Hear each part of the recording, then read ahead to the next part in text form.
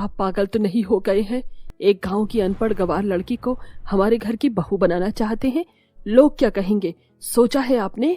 मैं जितेंद्र से वादा कर चुका हूँ कि उसकी बेटी ही मेरे घर की बड़ी बहू बनेगी। अब मैं उसके आगे और कुछ नहीं सुनना चाहता। ओह गॉड, अब मैं आपको कैसे समझाऊं?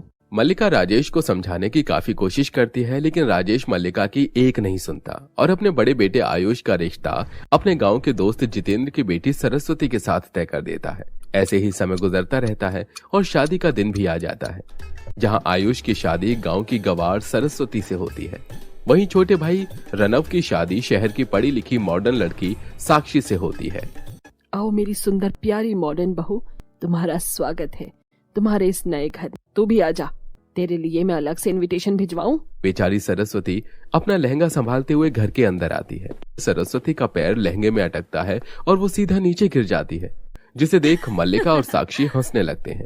अरे राम, हमारा कमर खत्म हो गई। ये क्या मम्मी जी, आप तो बहुत गिरी हुई बहू लाई हैं।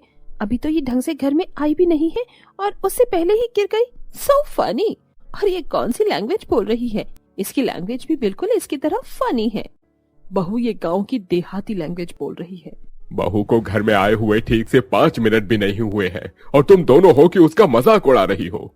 Mummy ji, I am so tired. हमारे रूम कहाँ है? मुझे आराम करना है। तेरा कमरा ऊपर वाले फ्लोर पर है। मैंने तेरे कमरे को खुद अपनी आंखों के सामने डेकोरेट करवाया है। माँ जी, हमार कमरा कहाँ बा? तेरा कमरा ये सामने वाला है और बड़ी जल्दी हो रही है तुझे कमरे में जाने की। चुपचाप से पहले जाकर बर्तन धो, घर में बर्तनों का ढेर लगा हुआ है। ये क्या मल्लिका, तुम नई नवेली बहू से झूठे बर्तन धुलवा रही हो? कौनो दिक्कत ना बाबूजी, हम बर्तन धो देब, लेकिन रसोई घर देखा दी।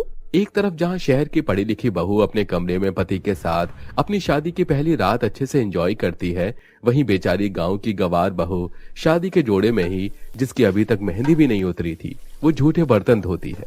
ऐसे ही शादी की पहली रात गुजर जाती है। अगले दिन सरस्वती सुबह जल्दी उठकर भगवान की पूजा पाठ करके सबके लिए नाश्ता बनाती है। वहीं दूसरी तरफ साक्षी शॉर्ट ड्रेस पहनकर रेडी होती है और डाइनिंग टेबल पर खाने के लिए बैठ जाती है।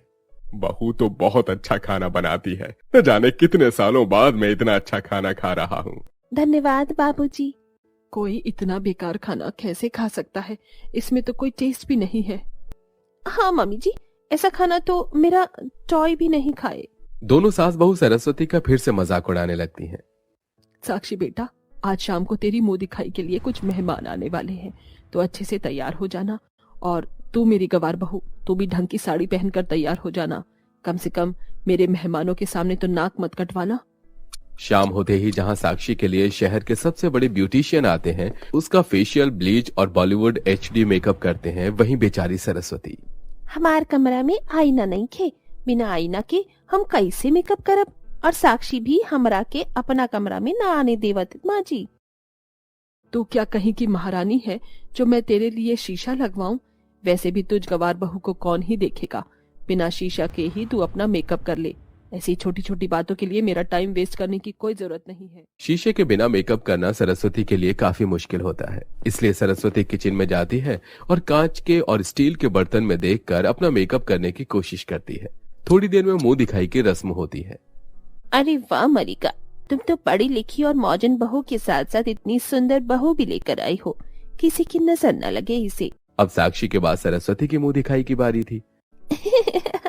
ये क्या मलिका, तुम अपने बड़े बेटे के लिए बहू की जगह जोकर कहाँ से उठा कर ले आई? मिल गया सुकून तुझे, करवा ली मेरी बेइज्जती। जा यहाँ से दफा हो, इडियट कहीं की। अपने घर वाले लोगों के मुंह से अपने मेकअप के बारे में इतनी बुरी बातें सुन सरस्वती रोते हुए अपने कमरे में चली जाती है। अरे भगवान, इमे हमार का गलती बा कि हमरा मेकअप करे के ना आवेला।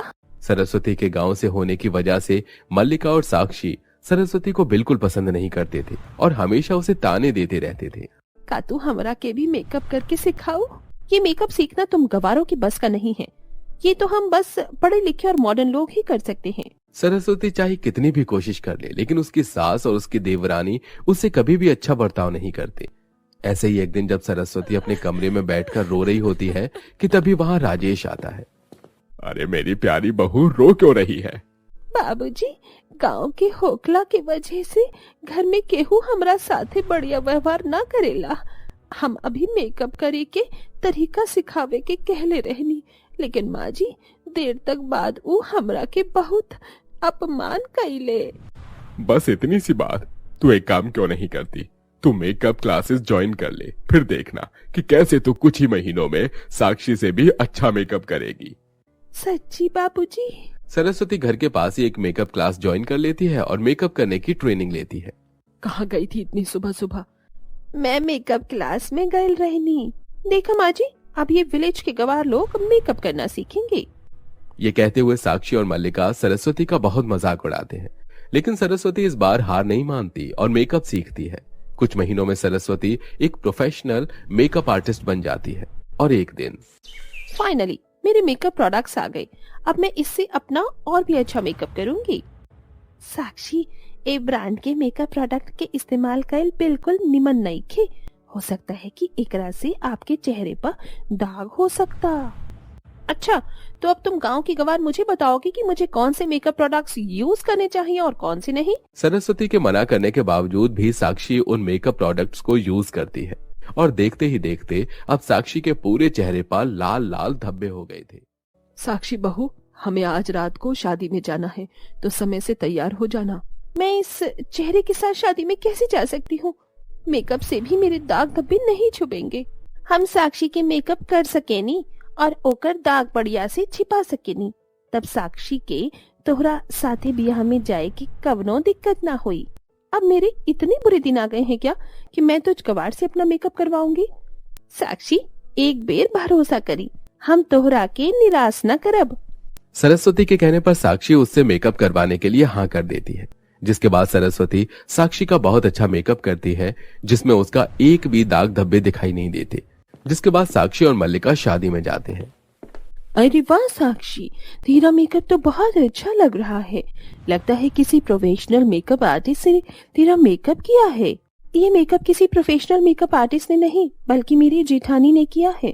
तेरी जेठानी तो बहुत अच्छा मेकअप करती है। इतना सुंदर मेकअप तो ब्राइड का भी नहीं है। तेज लग रहा है। तेरी खूबसूरती में तो 4 चांद लग गए। सभी लोगों को मेकअप की इतनी तारीफ करता देख साक्षी और मल्लिका घर पहुंचते हैं। सरस्वती, सबने मेरे मेकअप की बहुत ज्यादा तारीफ की है, तो मैं सोच भी नहीं सकती थी कि तुम मेरा इतना अच्छा मेकअप करोगी। हमने सोचा था तू एक गांव की गवार है और जिंदगी भर गवार ही रहेगी और कभी कुछ सीख नहीं सकेगी, लेकिन माँ जी, साक्षी, हमने के कौनो गांव के हो सके नहीं जा, लेकिन हमनी ने इतना लगन बा कि हमनी के अपना समर्पण से कछुआ सीख सके नहीं जा। जिसके बाद अब जहां साक्षी और मल्लिका सरस्वती को शहर के तौर तरीके के बारे में बताती है, वहीं सरस्वती साक्षी को मेकअप करना सिखाती है, जिससे अब वो सभी लोग साथ में खुशी खुशी रहते हैं।